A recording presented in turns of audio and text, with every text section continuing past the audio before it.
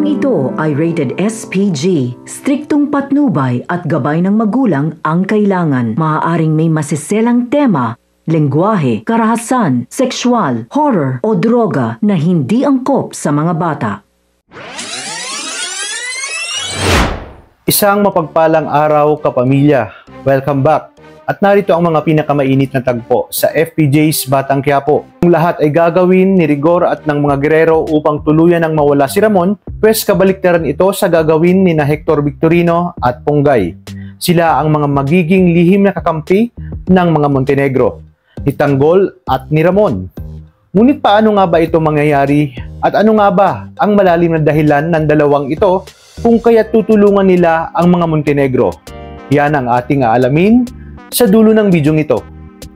Hindi nga mapakalis si Miguelito hanggat buhay pa itong si Ramon Montenegro, habang kasalukuyan namang tinutugis ng kapulisan si Tanggol.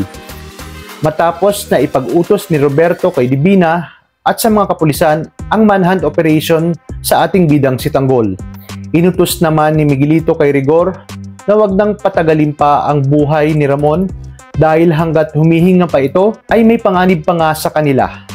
Matapos naman ang nangyaring pagsugod at sagupaan ni na Fatima at Ponggay, ay nakaharap na ni Ponggay si Tanggol. Na kay Ponggay na ang lahat ng pagkakataon upang mahuli si Tanggol at paputukan ito. Ngunit tila may pumipigil sa kanya na gawin ito at nangingibabaw sa kanya ang paniniwala na si Tanggol pa rin talaga ang nanalo sa nakaraang eleksyon. Kaya naman nagtaka rin si Tanggol nang hayaan ni Ponggay na siya ay makatakas. Para kay Tanggol, kakaibang pulis itong si Ponggay at balang araw ay papasalamatan niya rin ito. Agad nang nakaalis si Tanggol upang iligtas si Ramon. Nag-report naman si Rigor at Hector Victorino kay Roberto na hindi nila nahuli si Tanggol at natakasan sila nito. Ibig sabihin pumulpak sila sa nangyaring operasyon. Agad na nagtungo si Rigor at Hector sa ospital kung saan naroroon si Ramon dahil na rin sa utos ni Miguelito. Panigurado umanong doon ang punta ni Tanggol. Kaya naman, mayabang na sinabi ni Rigor na sisiguraduhin niyang tatapusin niya na ang mag-ama sa ospital. Biglang natahimik si Hector dahil alam niya sa kanyang sarili na kapatid niya nga itong si Ramon Montenegro at lumaki siyang kinamumuhian ang mga Montenegro, lalo na nga itong si Don Julio dahil sa pangahalay sa kanyang ina. At ang malala pa nito ay itinanggi pa siya ni Don Julio simula pa ng pagkabata niya. Siya ay anak nga nito dahil hindi nga ito naniniwala sa kanyang ina. Alam niya sa kanyang sarili na kapatid niya pa rin si Ramon kahit anong mangyari at hindi kasalanan ni Ramon ang ginawa ni Don Julio sa kanyang ina.